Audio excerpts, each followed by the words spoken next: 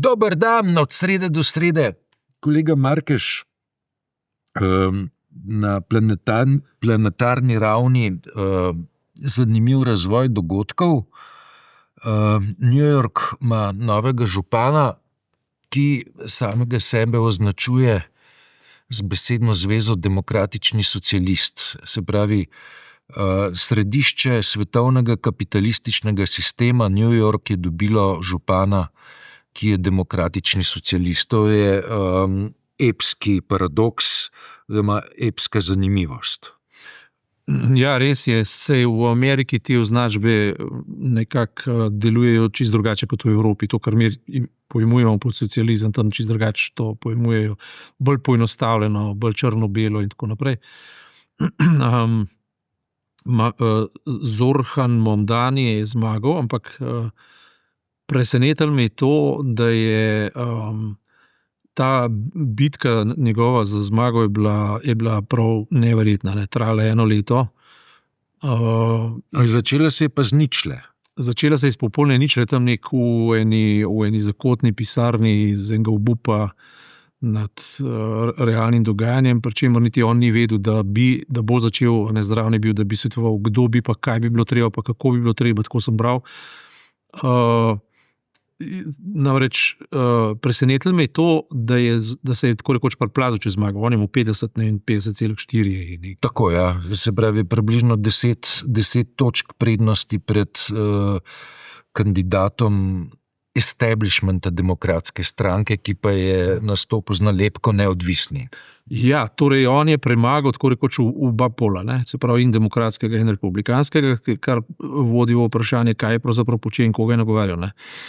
50,4 ni veliko, je pa zadosti, seveda, ne. Ampak te volitve je treba povezati ne samo z njim, ampak v bistvu z celotnim širšim tega ameriškega sistema, kakšne vmesne volitve in kako imajo prav dobro, ne znam.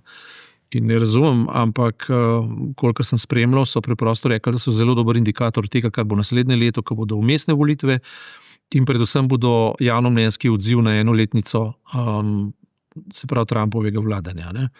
In Trump je pogorel na celi črti. On je v tem smislu dobil svojo javnomnenjsko anketo, kajti in v Kaliforniji, ne, kjer so odločali tudi o tem, se hočejo razdeliti na nove okraje oziroma preurediti okraje, je bilo 65% ljudi proti.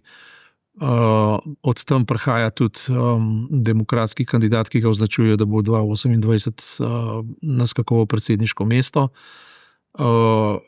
Potem še v 2 državah je bilo zelo podobno, posod je šlo v plavo, ne, iz rdečega v plavo, oziroma republikanska stranka je tokrat lepo rečeno v zosu, fejst potopljena v svoje ogledalo, v svojo refleksijo o tem, kaj je Trump naredil narobe, šlo pa za Trumpa, ne.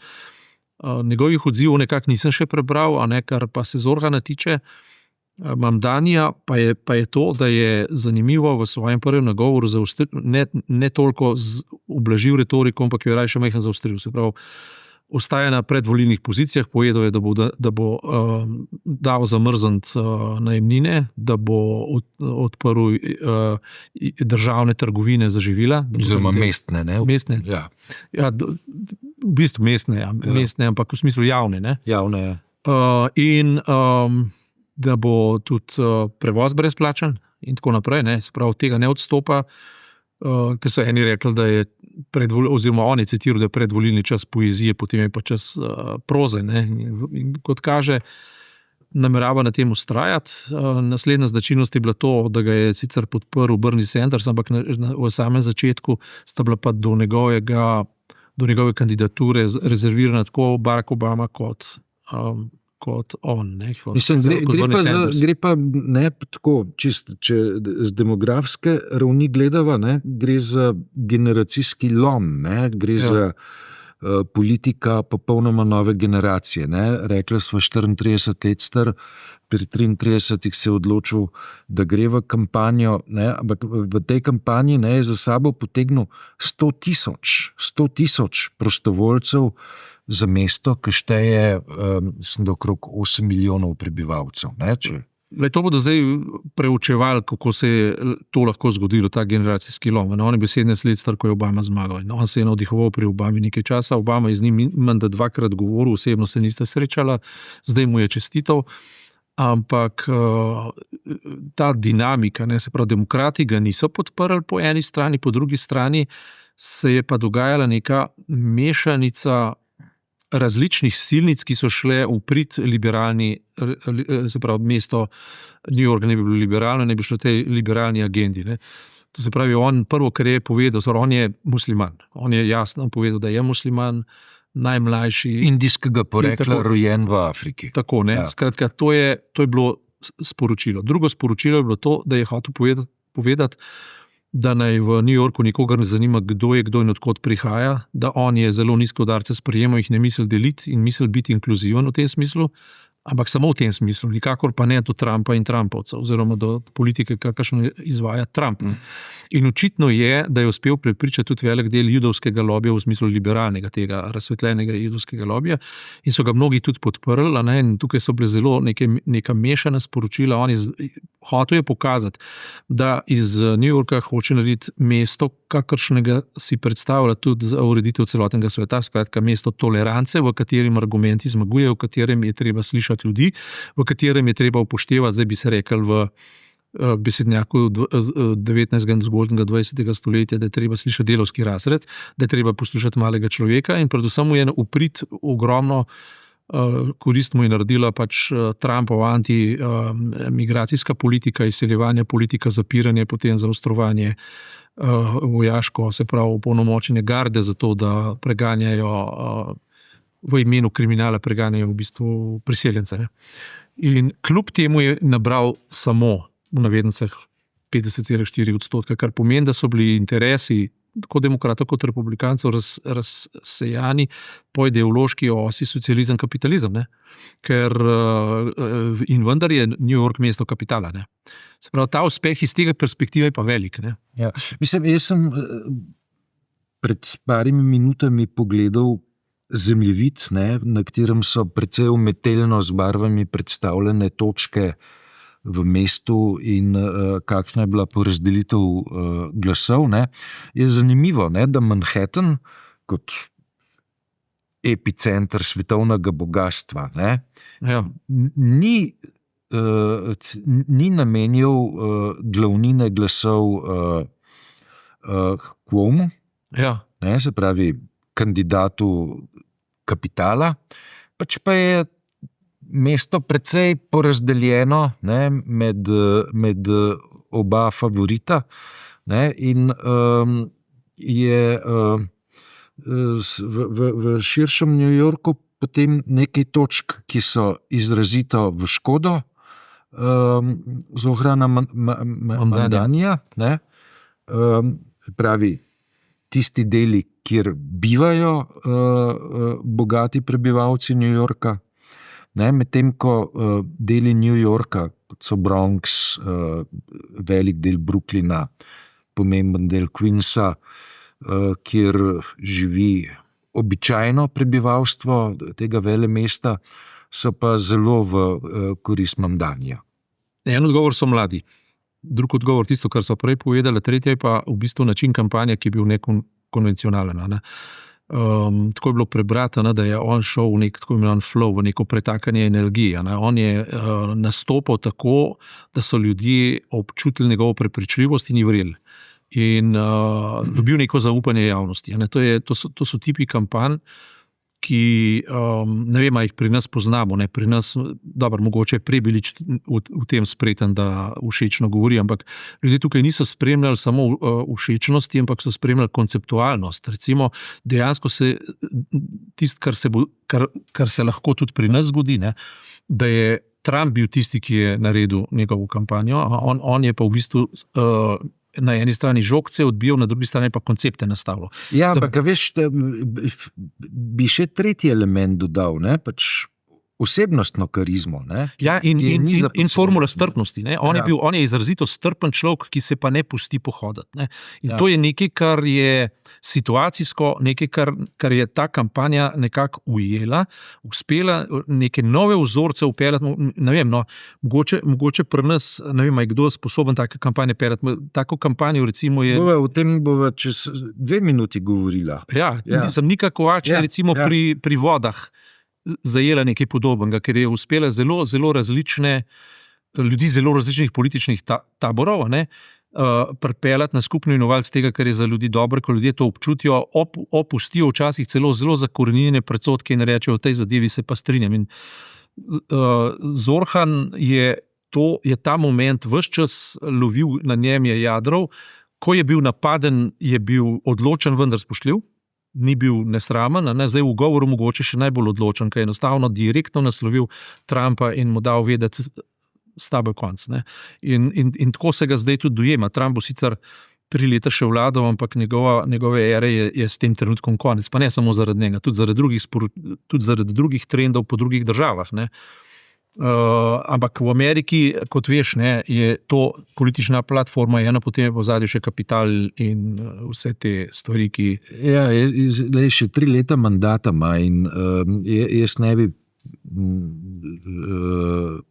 prezgodaj razglašal, da... Načeloma on ne more več niti kandidirati, lahko pa revolucijo naredi. To se pravi, lahko pa ustavo gre spremeniti, lahko pa ne vem kaj, ampak če bojo naslednje leto med volitve razmere spremenile, pa tudi tega ne bo mogel narediti.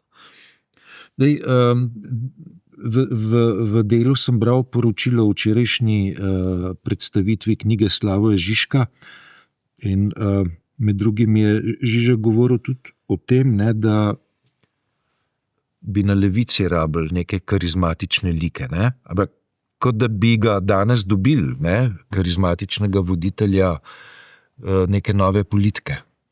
Zanimivo je bilo to, da je najprej bil Bernie Sanders rezerviran do Zorana, Momdanija. In potem je tipov, on je strmaček in je tipov in potem se mu je približil in potem se je za njim, v tistem pohodu z njim nekako pojavil. Tudi Obama je bil na začetku rezerviran še posebej zaradi tega, ker je Momdani ostro kritiziral Obama v svojem času. Zdaj, ko sta se slišala, menda o tem niti nista govorila in Obama je toliko inteligenten, da je pripravljen na te stvari zamere pozabiti.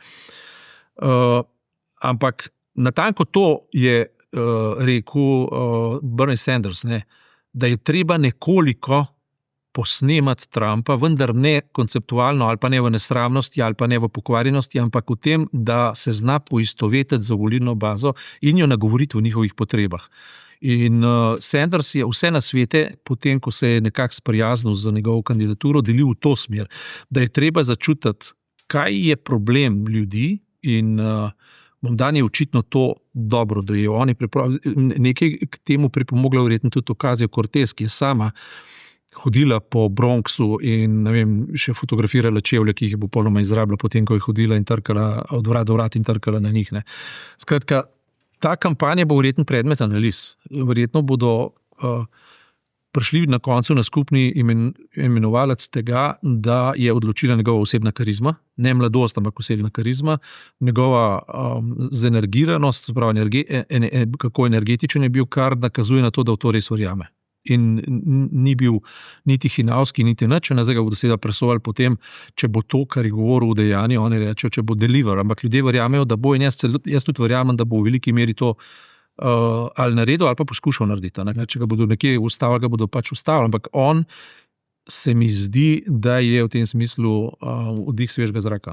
Dobro, imamo drugo kampanjo, ki je danes imela etapno zmago, kampanja My Voice, My Choice, ki jo pelje Slovenski inštitut 8. marec za to, da se na ravni Evropske unije zagotovi vsem ženskam varen splav. V enem od odborov Evropskega parlamenta je ta pobuda bila pripoznana, o njej se je glasovalo. V tej etapi je odbor pobudo 8. marca podprl in naslednja etapa je pomembnejša, kajti cel Evropski parlament bo glasoval o pobudi 8. marca oziroma gibanja My Voice, My Choice. Ne, gre pa, tukaj je neka paralela, ne, za gibanje, ki je šlo od spodaj in je hkrati zajelo velik del kontinenta. Zajelo pravzaprav ves svet, ker to je odmevalo tudi v Združenih državah Amerike, tudi nekateri hollywoodski igralci, Rubio se piše, mislim, da je to podprl, potem naprej si Severina to podprla z Hrvaške. Skratka, ta kampanja je nekaj podobnega, delana pač v slogu Nike Kovača, in delana je zapravo rezultat je naenkrat viden in zgleda, kot da je preletel iz neba, v resnici je pa zatem vsaj 1 leto trdega garanja, neprespanih noči in podobnih stvari.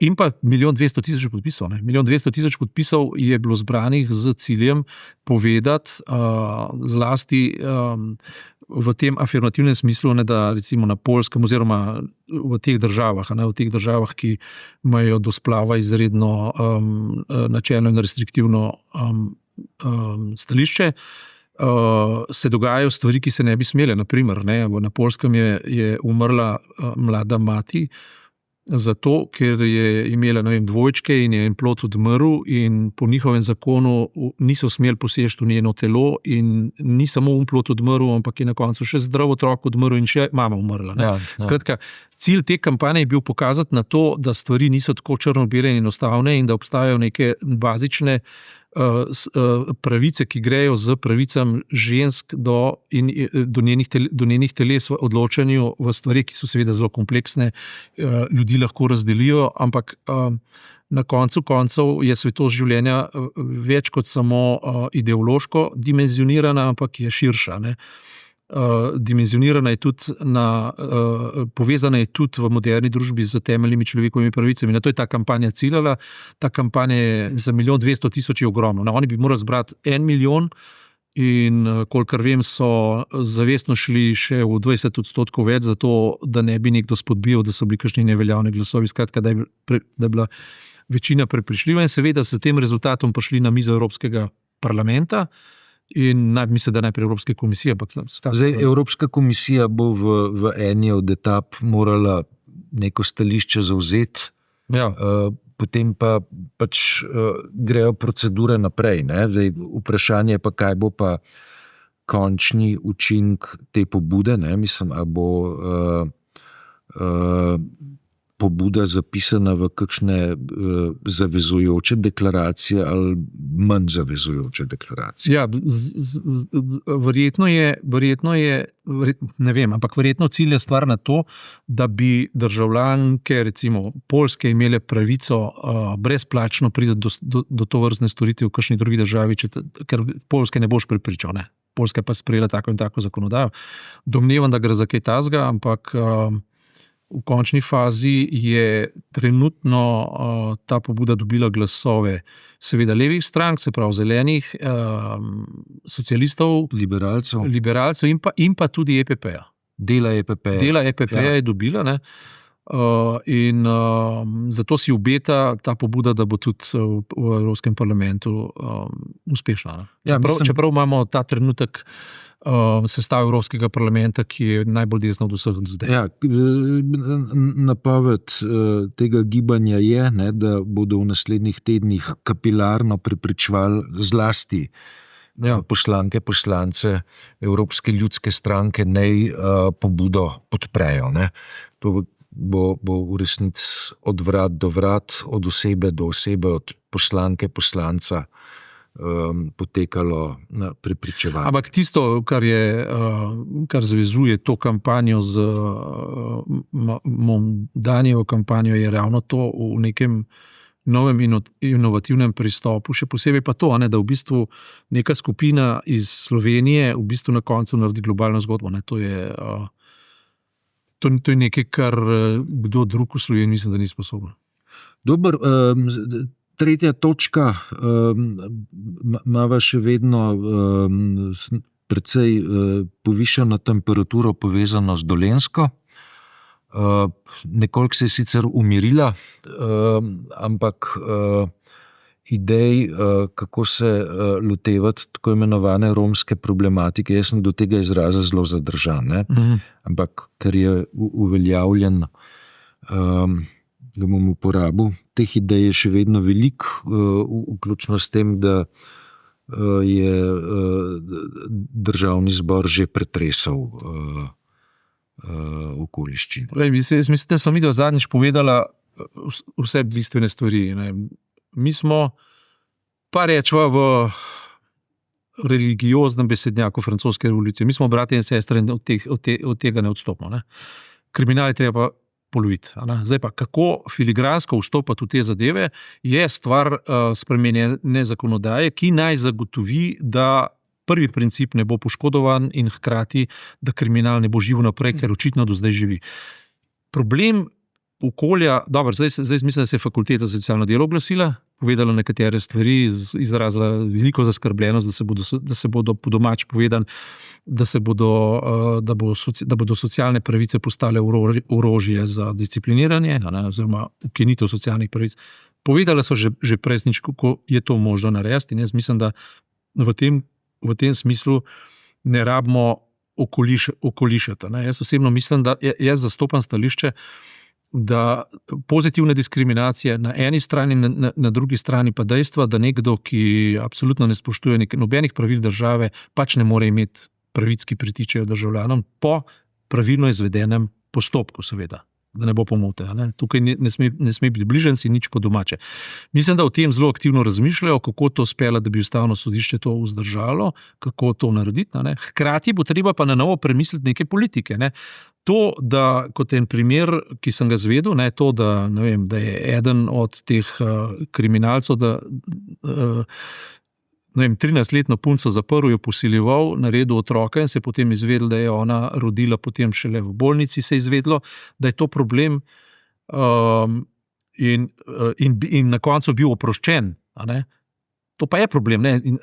Jaz se spominjam, mogoče se ti tudi, pa ne bom točno časovno mogel zamiti, ampak vsaj 30 let nazaj gre ta zgodba. Takrat je bil pravnik Nestor kriminalnega prava pri nas Ljubo Bocon, če se spomniš. In ko so oprostili enega Roma na to temo, jih je on pohvalil sodnike, češ.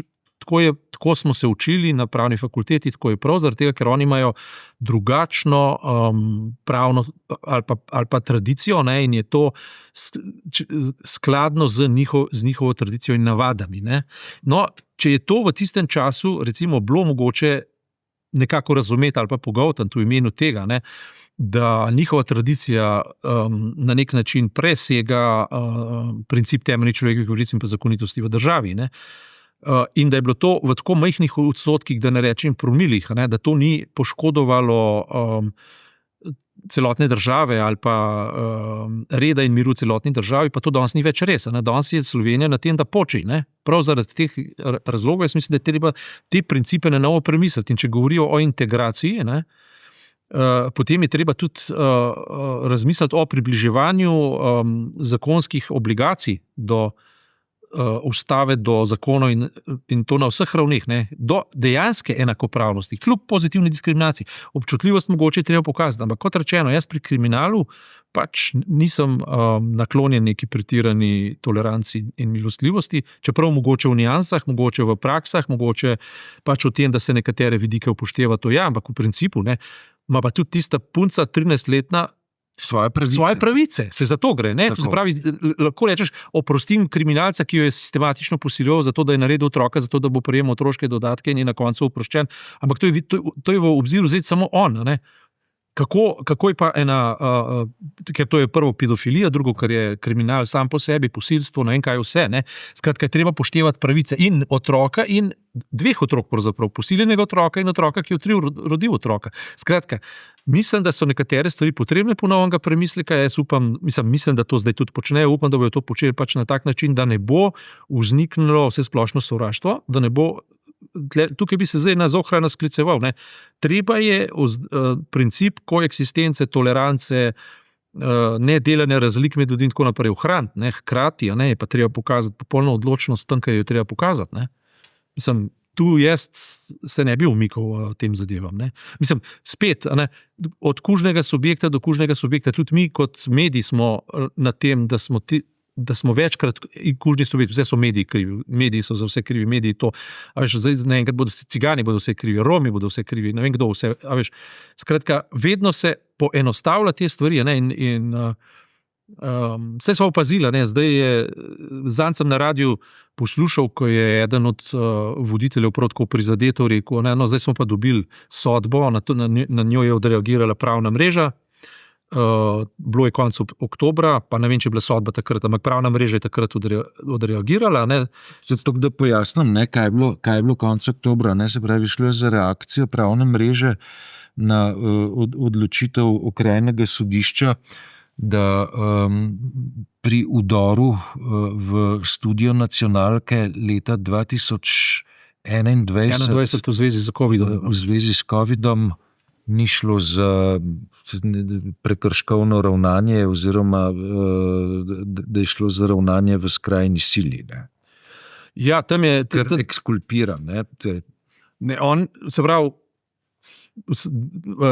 mislim, da je bil Ladislav Trohe et consortes so bili, pole pa ena dama se je neko skupino udrla v studio, kjer se je dogajala nek novinarski proces. Tam je bila neka oddaja, in so udrli v ta studio, in začeli delati kažin in tako naprej, in prišlo je do ovadb in zdaj je bila ta oseba oproščena, češ da ni mogla ravnati drugače, ker je delala v skrbi za demokracijo, v skrbi za to, da bi preprečila večje zlo, in večje zlo je bilo v tem, da se cepimo namesto, da se ne bi cepali in tako naprej. Ampak tu je bil spet žrtev novinarski proces in novinarji. In naenkrat se je vsa problematika zreducirala na to, da je vse odvisno od ene televizijske oddaje in od ene novinarske hiše, ali se bo zavarovala obča človeka, se pravi družbena pravica po necepljenju nasproti, se pravi, to so bili anticepilci, popredmetenje medijev, novinarjev in tako naprej. In tista obrazložitev je abotna, ki jo jaz preberem, da ona, ta oseba, ki je vodila to skupino uzurpatorjev, ni mogla ravnati drugače v skrbi za večje zlo, ki bi se zgodilo, če ne bi noto. Ja. To je bilo nekaj tako obotnega. Potem je ta voditelj na radiju zelo dobro nagovoril sodnike in je rekel, ne vem, kako bi se vi počutili, da bi vi bili v sred obravnave pred izrekom neke sodbe, in bi vam drla noter in bi vam začela pamet soliti in vas odnašati ven iz dvorane. Kako bi takrat ravnali? Jaz mislim, da bi ti ljudje danes že bili za zapahi. Ja. In to kaže na dvojna merila, natanko na to, kar v zvezi z vsemi temi problemi pravim. Treba je zagotoviti enake standarde. Dobro, mislim, da bova se k temu problemu, ki smo ga na koncu obdelovali, še vračala. Se to ni še zadnja. Zadeva ni pravnomočna. Ni pravnomočna, ja. Hvala za tokrat, čez teden dni nadaljujeva. Drži.